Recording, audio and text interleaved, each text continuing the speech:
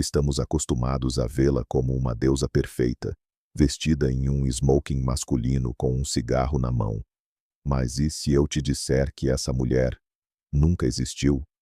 Para ter suas famosas maçãs do rosto fundas, ela arrancou voluntariamente dentes saudáveis. Pela juventude eterna, ela apertava a pele do couro cabeludo com fita médica até sangrar. Carregava no peito uma ampola de cianeto, rejeitou Hitler e colecionava amantes geniais.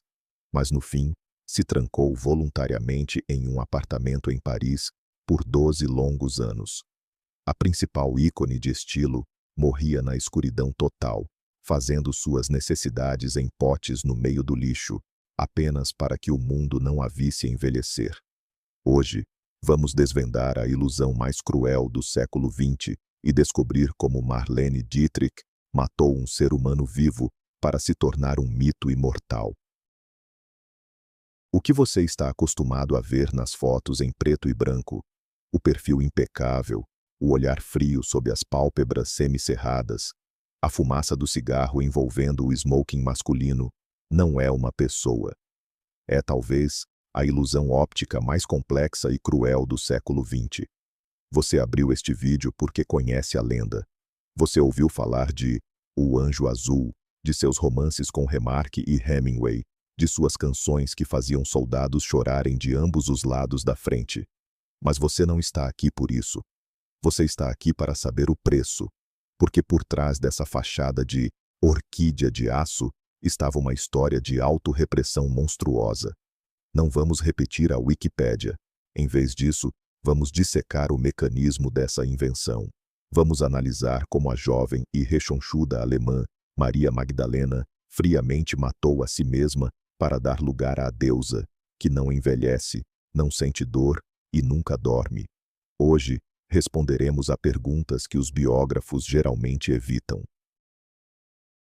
Ela realmente usava fita médica e pó de ouro para moldar seu rosto em tempo real? Por que uma mulher que tinha poder sobre os homens mais influentes do século se chamava de cuidadora e morreu em absoluto, ensurdecedor isolamento? E o principal, como a liberdade que ela tanto defendia acabou se tornando sua cela de prisão do tamanho de um quarto em Paris? Para montar esse quebra-cabeça, analisamos não apenas seus filmes, mas também os documentos técnicos das filmagens, relatórios médicos e aquelas conversas telefônicas dos últimos anos, onde ela, presa à cama, continuava a interpretar seu papel. Prepare-se. Esta não é uma história de sucesso. É um manual de montagem de uma pessoa que decidiu se tornar um símbolo imortal, esquecendo que símbolos não sabem ser felizes. Marlene Dietrich sempre exigiu total entrega de seu público. Eu peço o mesmo. Se você está pronto para ouvir uma história sem censura e sem glamour, deixe seu like. Se não, apenas feche este vídeo. Para não perder o momento em que vamos dissecar o próximo ícone, inscreva-se e ative esse maldito sino. Aqui falamos sobre o que os outros silenciam, e mais. Eu sei que entre vocês há conhecedores que talvez saibam a biografia de Dietrich melhor do que eu. Eu desafio vocês a um diálogo. Escrevam nos comentários onde eu errei, o que deixei de fora, ou com o que vocês não concordam. Eu leio tudo. É importante para mim saber o que vocês realmente pensam sobre essa mulher. Gênio ou apenas um projeto? Agora vamos ver como esse projeto foi criado. Ato 1. Anatomia de uma deusa. Para entender como alguém pode se tornar prisioneiro de sua própria imagem, precisamos voltar ao início, não ao momento da fama, mas à bancada onde essa fama foi forjada. E a palavra bancada aqui não é uma metáfora. Se você olhar para as primeiras fotos de Marlene Dietrich, daquela época em que ainda era chamada de Maria Magdalena, você vai sentir um verdadeiro choque cognitivo. Não verá ali nenhuma orquídea de aço. O que verá é uma garota alemã rechonchuda e corada, que a família carinhosamente, mas de forma pejorativa, chamava de batata. Ela tinha traços faciais suaves, uma figura um tanto pesada e uma expressão de satisfação burguesa com a vida. Era uma mulher feita para ter filhos, cozinhar sopas e tocar violino na sala de estar. Não havia mistério nessa mulher. Havia apenas biologia. Mas Marlene odiava a biologia. Ela desprezava a naturalidade, porque naturalidade significava banalidade.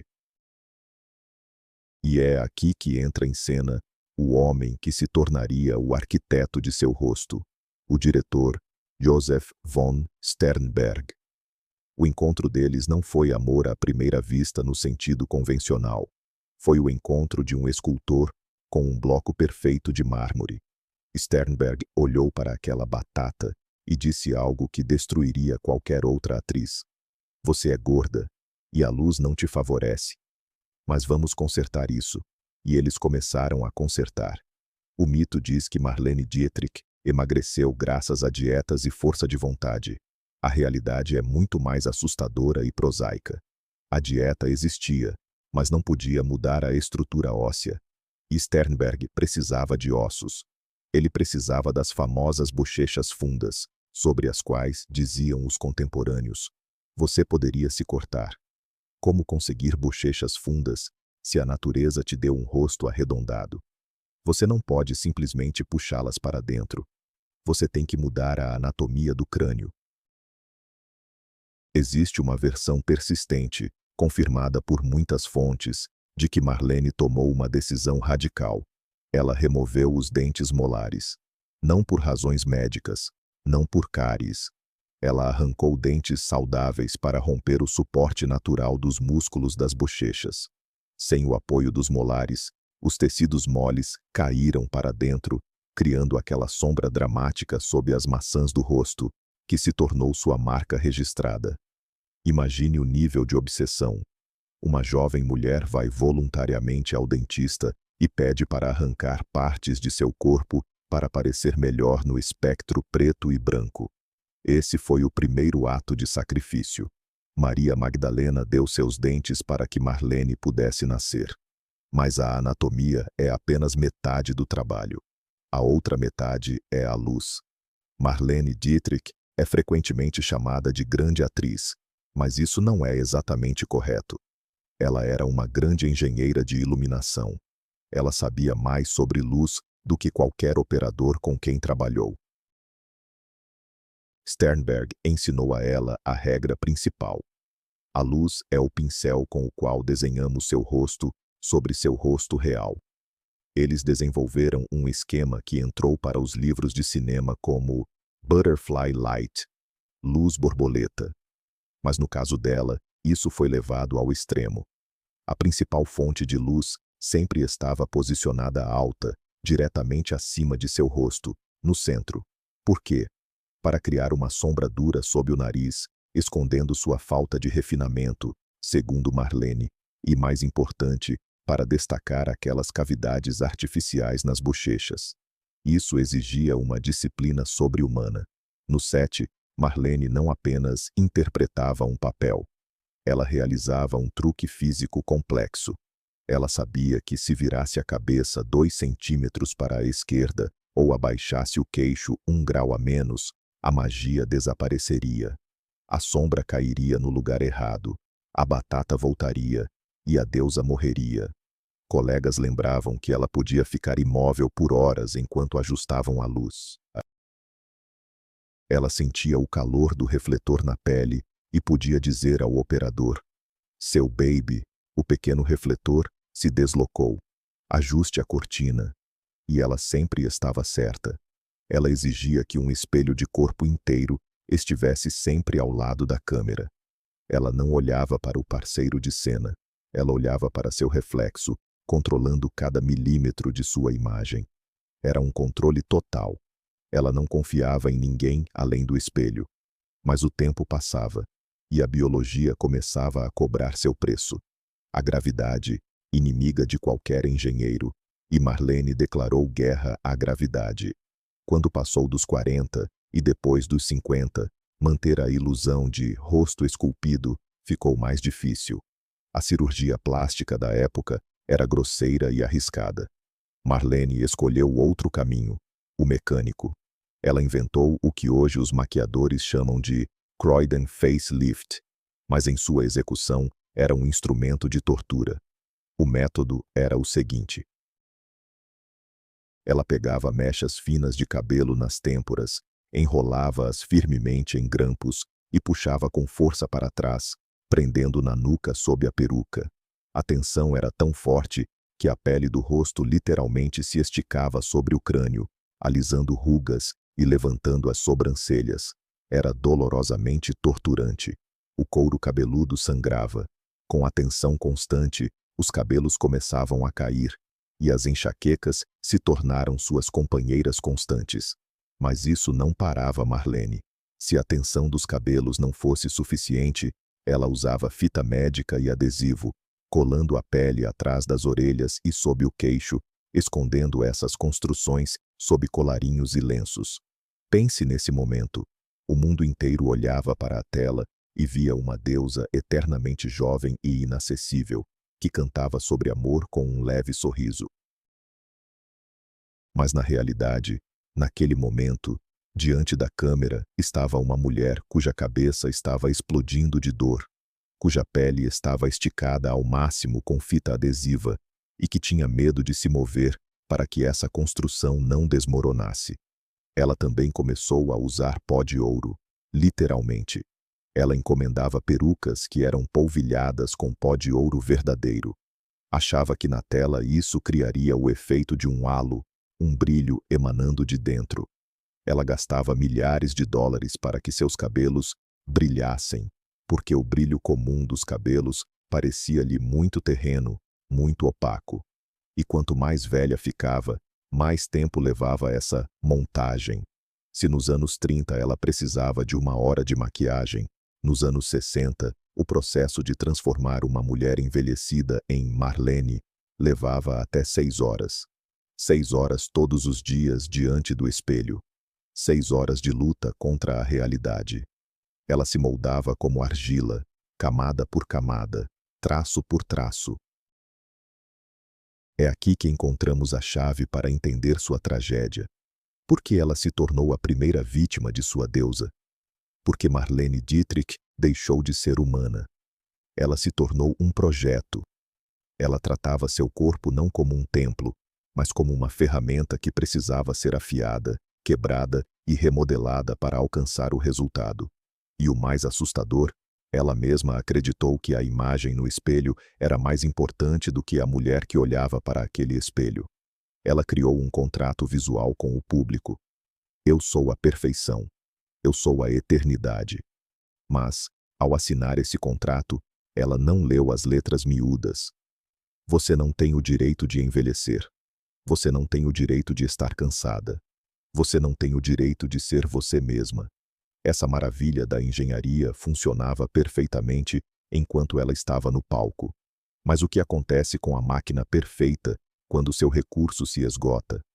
O que faz o escultor quando o mármore começa a se desintegrar?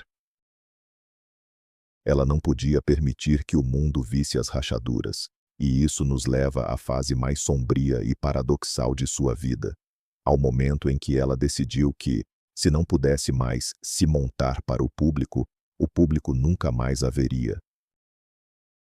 Ato 2. Enterrada viva. 12 anos no sarcófago. Estamos nos aproximando da porta do apartamento na Avenida Montaigne, em Paris. Aquela mesma porta que se fechou em 1979 e não se abriu para estranhos pelos 12 anos seguintes. Paris, Avenida Montaigne, número 12, um dos endereços mais prestigiados do mundo. Aqui, no coração do Triângulo Dourado, em frente à boutique da Dior, onde as vitrines gritam sobre juventude eterna e luxo, no 4º andar, o tempo parou em 1979. Foi então que Marlene Dietrich, a mulher cujas pernas foram seguradas por 1 milhão de marcos, tropeçou. Um acidente bobo, uma fratura no colo do fêmur. Para uma pessoa comum, um problema médico que exige cirurgia e reabilitação.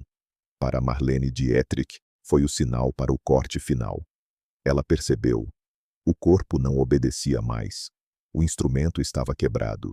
E ela tomou uma decisão que parece insana aos olhos do cidadão comum, mas absolutamente lógica, se lembrarmos que estamos falando de uma criadora de mitos.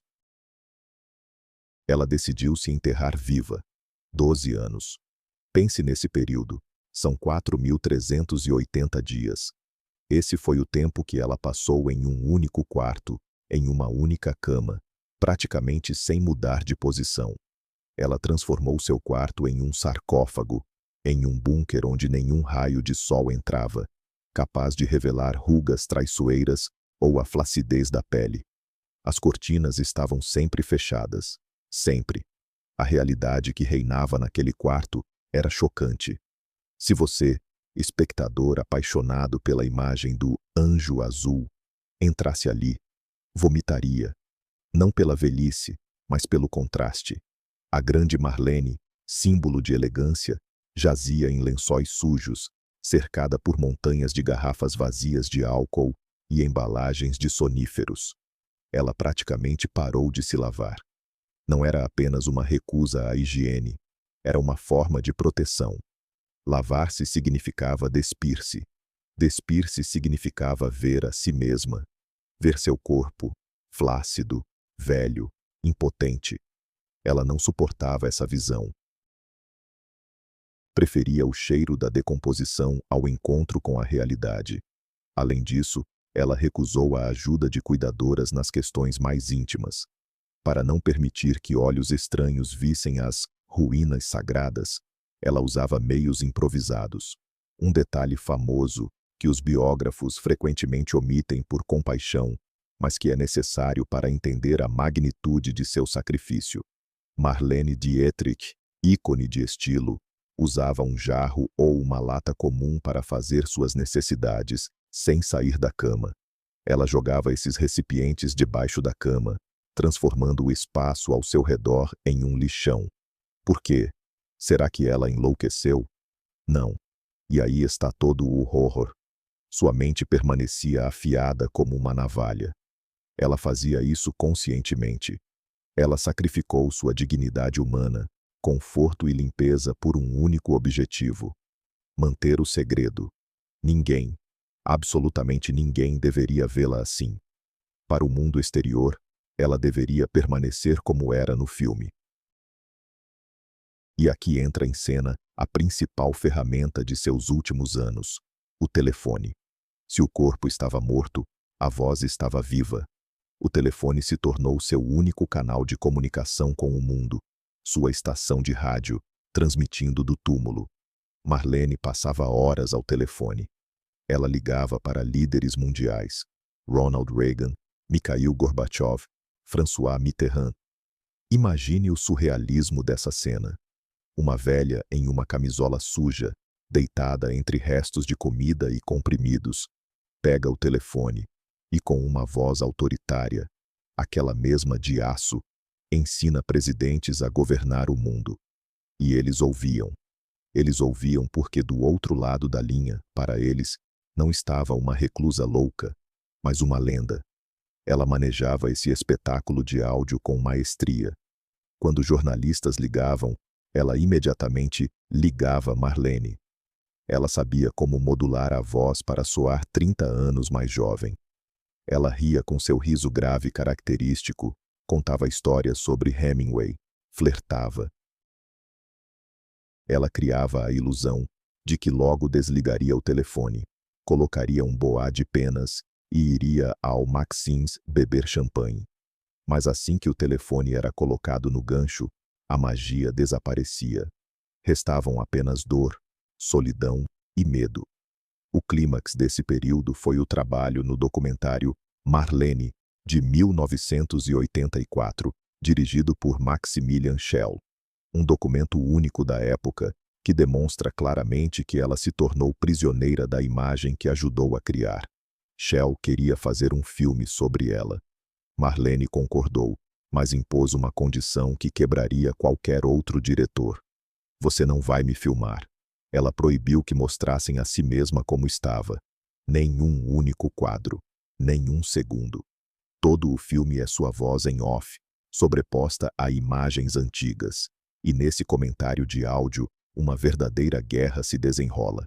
Shell tenta chegar à pessoa, faz perguntas incômodas sobre o passado, sobre sentimentos.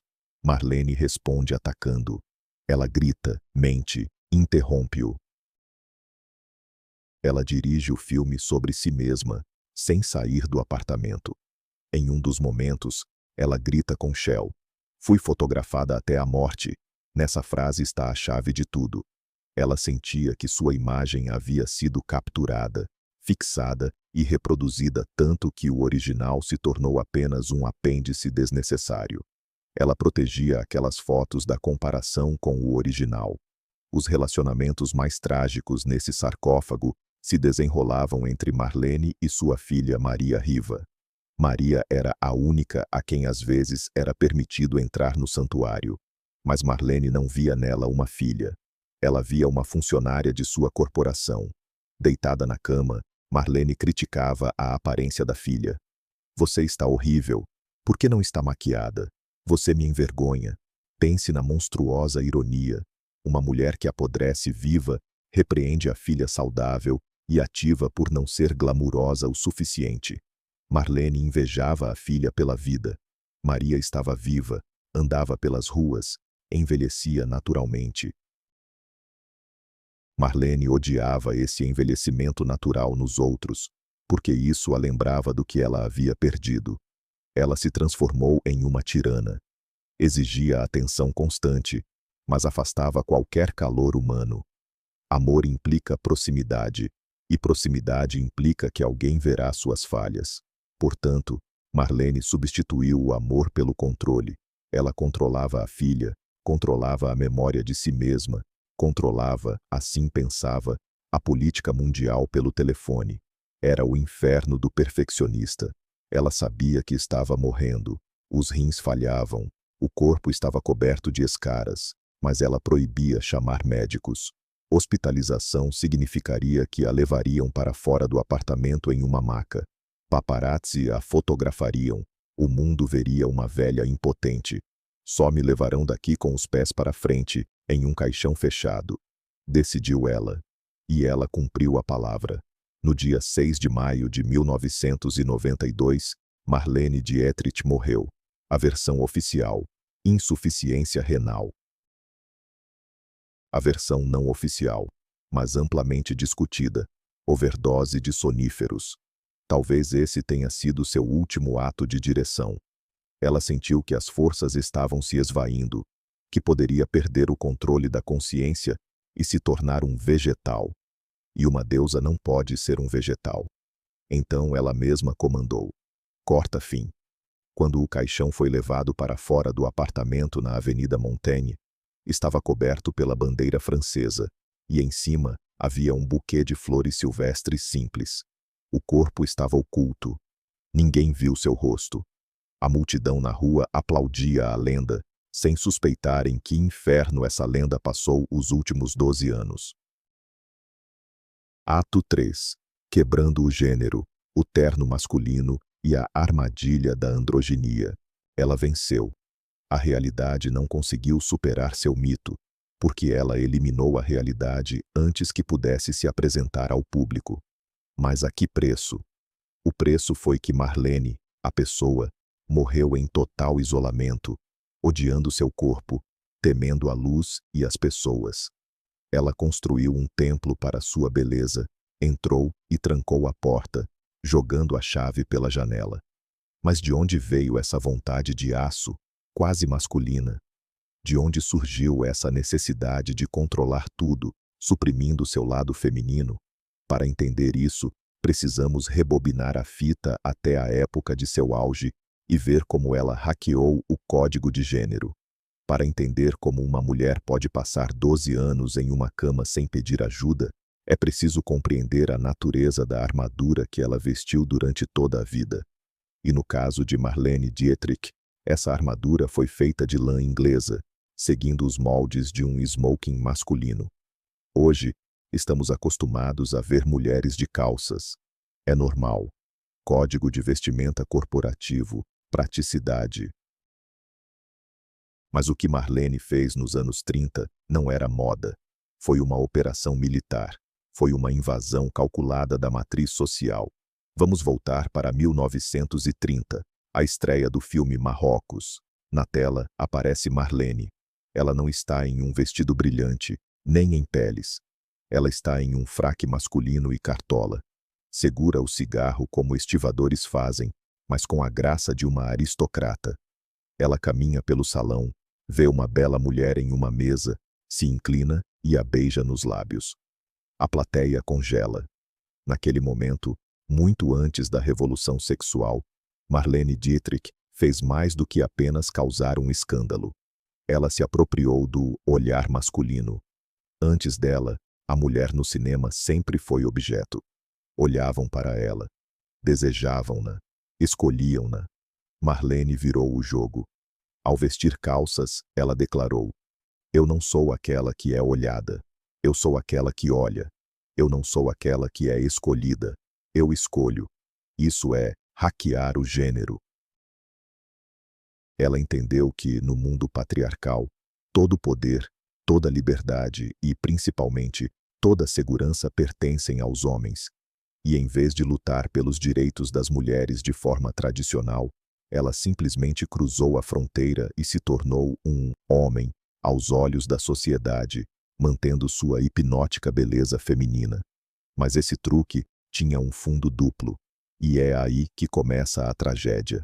Marlene usou o terno masculino não para esconder seu corpo, mas para criar a ilusão óptica perfeita. Lembre-se da batata. Marlene sempre achou seus quadris largos demais, muito alemães. O corte masculino das calças, com cintura alta e pernas largas, mascarava perfeitamente essa falha, alongando a silhueta, tornando-a infinita.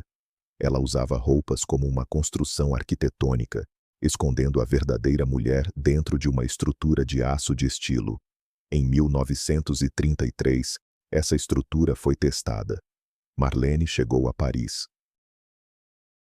O chefe de polícia, ao saber de sua visita, declarou publicamente que, se Madame Dietrich aparecesse nas ruas de Paris de calças masculinas, seria imediatamente presa por violação da moral pública. O que uma estrela comum faria? Vestiria uma saia para evitar escândalos. O que Marlene fez? Ela desceu do trem na estação Gare du Nord em um terno masculino de tweed, casaco de corte masculino, gravata e boina. Ela atravessou a multidão de policiais, olhando-os diretamente nos olhos com uma calma gelada. E ninguém ousou tocá-la. Naquele dia, ela provou: as regras são escritas para mulheres. Mas Marlene Dietrich não é uma mulher. Ela é algo além. Ela é o terceiro gênero. Ela mesma cultivou esse mito. No fundo, sou um cavalheiro, gostava de repetir. E isso não era charme. Era sua defesa psicológica contra a vulnerabilidade. Um cavalheiro não chora. Um cavalheiro cumpre sua palavra. Um cavalheiro protege, não busca proteção. Ao assumir o papel de homem, ela caiu na armadilha que ela mesma armou. Tornou-se o homem que todas as mulheres queriam e a mulher que todos os homens desejavam. Mas quem ela era para si mesma? Essa imagem criou um vácuo ao seu redor. Os homens a temiam. Como cortejar uma mulher que veste um smoking melhor que você? Como proteger uma mulher que, com um olhar, pode colocar o chefe de polícia em seu lugar? Ela castrava os homens com sua imagem. Ao lado dela, eles se sentiam fracos, imperfeitos. Por isso, sua vida pessoal se transformou em uma sequência de uniões estranhas, muitas vezes assexuadas. Ela não procurava um ombro forte, porque o ombro forte era ela mesma. A androginia tornou-se sua maldição. Deu-lhe liberdade das normas sociais, mas tirou-lhe o direito à fraqueza. Uma mulher comum pode se permitir cansar, pode se apoiar em alguém. O cavalheiro Marlene Dietrich não tinha esse direito. Ela sempre tinha que liderar a dança. Esse contrato visual com o público, eu sou sempre livre, eu estou sempre no controle, exigia constante manutenção. Ela não podia simplesmente tirar o terno à noite e se tornar uma mulher frágil. A máscara estava colada ao rosto. Ela começou a tratar as emoções da mesma forma que as roupas, de maneira pragmática e masculina. Sexo, apenas higiene ou esporte. Amor, parceria e lealdade, como no exército. Ciúmes, coisa de fracos. Ela criou o conceito de frieza muito antes de James Dean e das estrelas do rock. Mas frieza significa gelo. Para manter esse grau de frieza, ela teve que congelar seu coração. Olhe suas fotos de calças, mãos nos bolsos, pernas cruzadas, olhar perdido na distância. Ela é autossuficiente, não precisa de ninguém. E o mundo acreditou nisso. O mundo acreditou que Marlene Dietrich não precisava de calor. E o mundo parou de dar isso a ela. Quando ela caminhava pelo tapete vermelho em seu fraque, era a mulher mais desejada do planeta. Mas quando chegava a um quarto de hotel vazio e tirava o fraque, ficava sozinha com aquela Maria que só queria ser amada, não pelo estilo, mas pelo que ela era. Mas ninguém via Maria. Todos viam apenas o fraque. E talvez a consequência mais terrível desse hackeamento de gênero tenha se manifestado em sua velhice. Lembra por que ela se isolou? Porque um homem velho pode parecer digno. Um velho dandy inspira respeito. Mas uma deusa andrógina envelhecida, isso é uma tragédia. Sua imagem era construída na linha perfeita e vibrante da silhueta, no contraste entre a roupa masculina e a frescura feminina do rosto. Quando o rosto murchou e o corpo perdeu a forma, o contraste desapareceu. Restaria apenas uma mulher idosa em roupas masculinas. Isso pareceria patético, e Marlene Dietrich preferiria morrer a provocar pena. Ela se tornou prisioneira daquela força, daquela liberdade que roubou dos homens. Aprendeu a ser livre, mas desaprendeu a ser feliz. Ato 4. Guerra e monumento moral. Cápsula de cianeto. Mas esse núcleo masculino desempenhou um papel crucial não só na moda. Quando o mundo mergulhou no abismo, quando em sua terra natal o mal absoluto assumiu o poder, foi essa aço interior que permitiu a ela fazer o que muitos homens de verdade não ousaram. Se o terno era sua armadura, a guerra tornou-se sua cruzada. E foi aqui, na lama das Ardenas e nas ruínas de Berlim, que o paradoxo de Marlene se consolidou. Quanto mais ela subia no pedestal da autoridade moral, mais profundo se tornava o abismo entre ela e o resto da humanidade. Muitas estrelas de Hollywood participaram da guerra. Vendiam títulos, posavam ao lado de aviões, visitavam hospitais. Era um marketing patriótico. Mas o que Marlene Dietrich fez não cabe nos limites do marketing. Foi uma redenção pessoal, quase suicida. Em 1936, emissários de Goebbels a procuraram. O Terceiro Reich precisava de um rosto. E o rosto de Marlene, perfeitamente ariano, frio, majestoso, era o mais adequado. Ofereceram-lhe tudo, um retorno triunfal a Berlim, o direito de escolher diretores, roteiros, parceiros e, segundo boatos, um cheque em branco, no qual ela poderia escrever qualquer quantia. Ela deveria se tornar a rainha do cinema alemão. Mas ela recusou. E essa recusa não foi apenas política, foi estética. Para Marlene Dietrich, o nazismo era, acima de tudo, vulgar. As botas marchando, os gritos histéricos do Führer, o mau gosto das esposas da elite nazista, tudo isso ofendia seu senso de beleza. Ela era uma snob no sentido mais elevado da palavra. O mal não pode ser belo, e, portanto, não há lugar para ele em seu universo. Mas simplesmente recusar não era suficiente. Ela tomou uma atitude que muitos na Alemanha não perdoaram até sua morte. Ela não apenas emigrou. Ela trocou sua cidadania pela americana e vestiu o uniforme do exército inimigo. Para uma alemã nos anos 40, isso era equivalente a executar seus próprios ancestrais. Marlene foi para a linha de frente. Não para bases seguras na retaguarda. Ela foi para onde as balas voavam. Em seu dossiê militar, há fatos que parecem roteiro de filme de ação, mas são realidade documentada.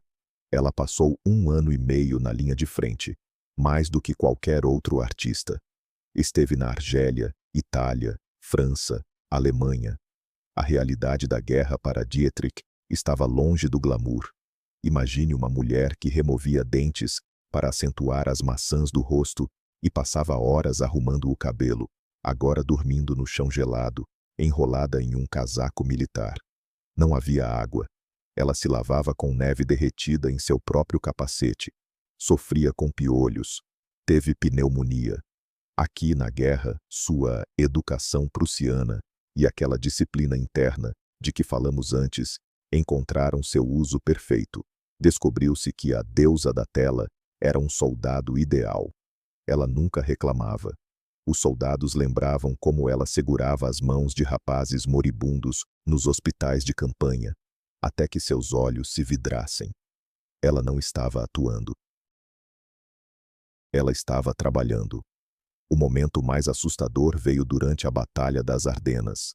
A linha de frente estava instável, e havia um risco real de que ela fosse capturada pelos nazistas.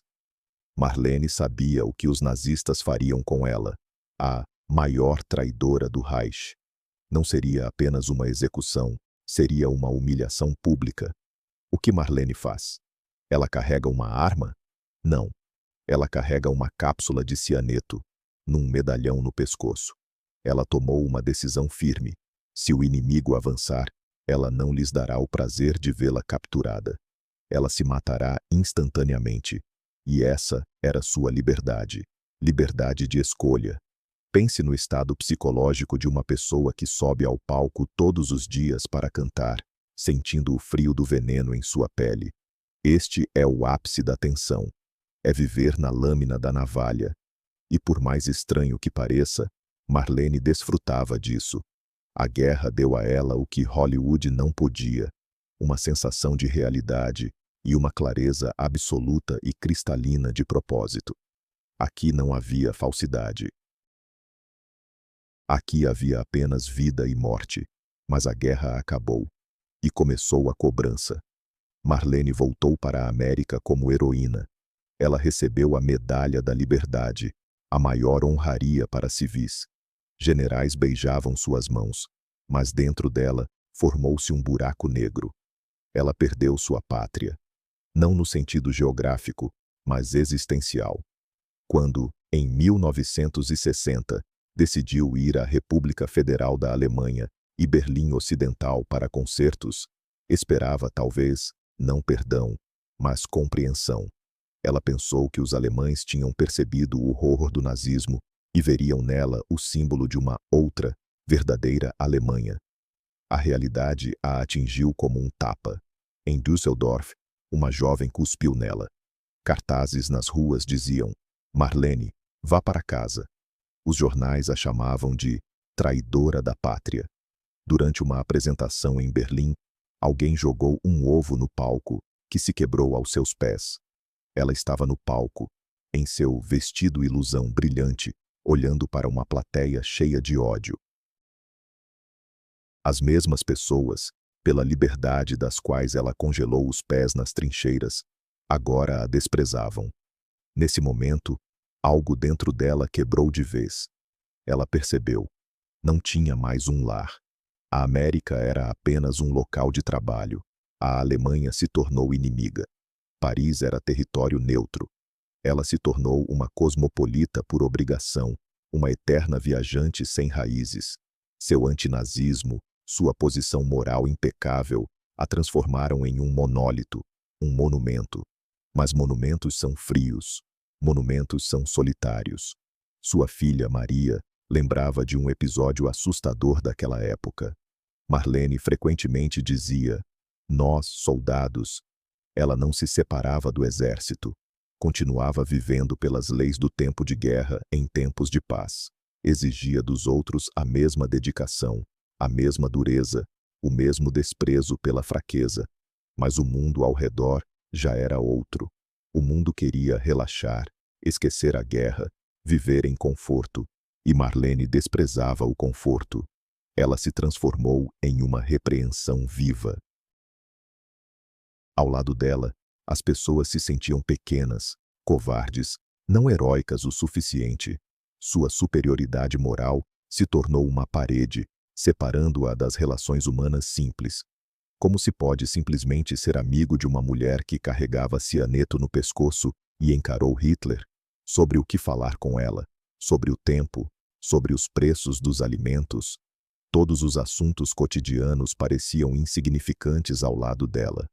Ela mesma se colocou nesse pedestal. Tornando-se um símbolo de liberdade, perdeu a liberdade de ser uma pessoa comum.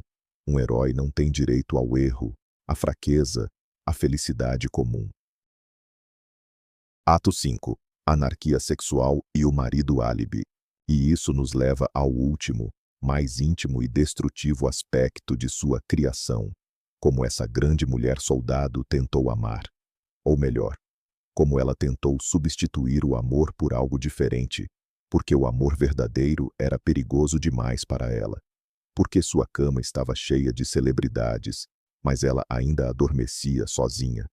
Chegamos à parte mais fechada e, ao mesmo tempo, mais discutida de sua criação. Se antes falamos de como Marlene construiu seu corpo e sua posição cívica, agora devemos desvendar o mecanismo de seu coração. Todos dizem, Marlene Dietrich é a clássica femme fatale, devoradora de homens, que trocava diamantes como quem troca de luvas, por libertinagem ou em busca do único. Na realidade, Marlene Dietrich era uma anarquista sexual. Ela não procurava uma metade. Ela vivia em uma dimensão onde gênero não tinha importância, e o casamento era apenas uma fachada legal. Ela foi a primeira mulher na história de Hollywood a se comportar como um homem branco, rico e poderoso. Nos anos 30, em Hollywood, havia um clube secreto, sussurrado apenas a portas fechadas.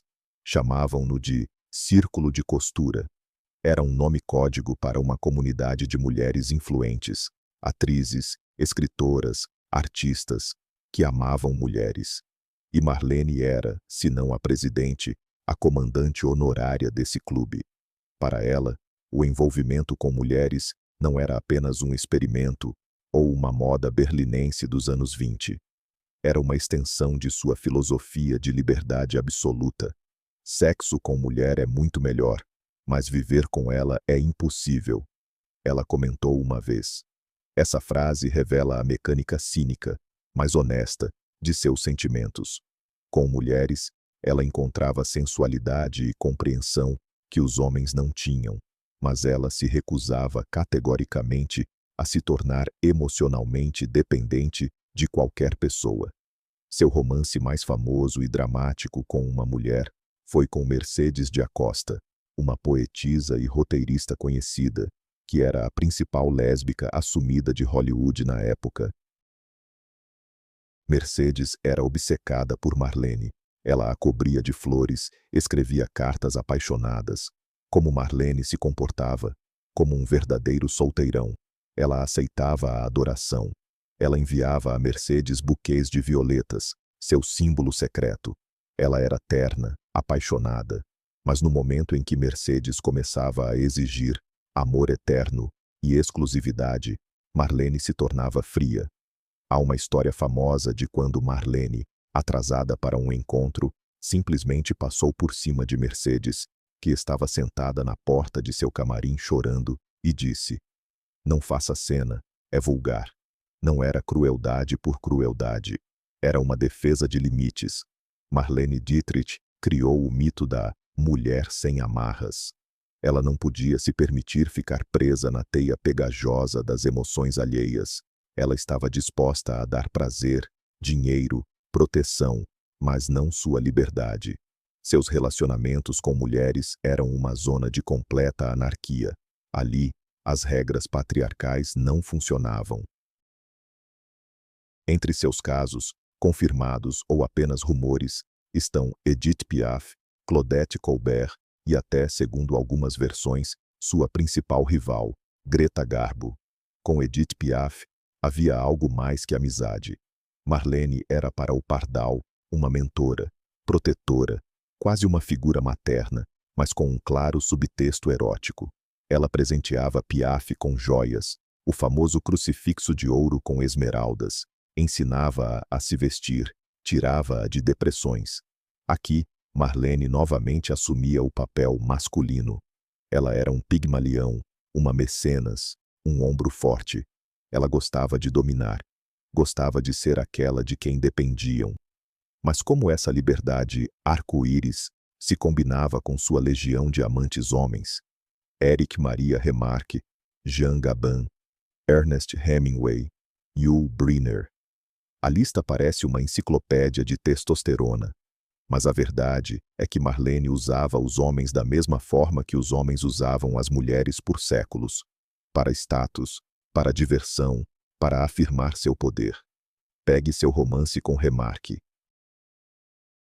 O escritor derramava sua alma em cartas, que mais tarde se tornaram clássicos da literatura. Diga-me que você me ama. E o que Marlene fazia?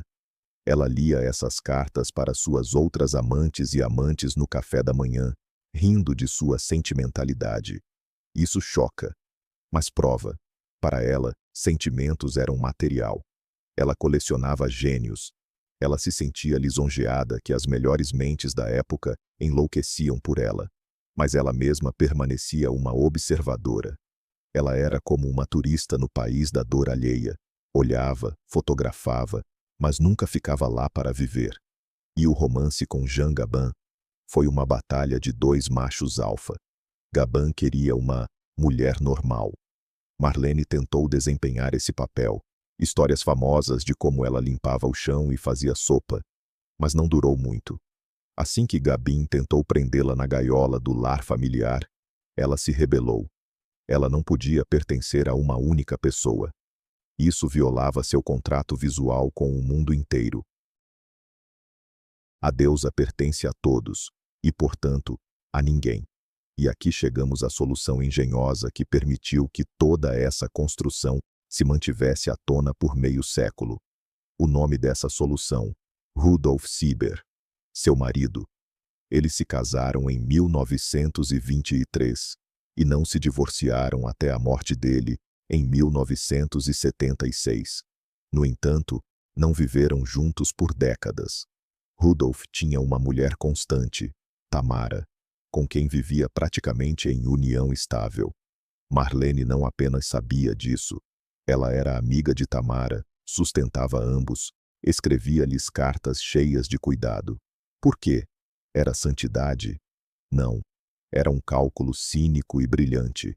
O marido era seu escudo vivo.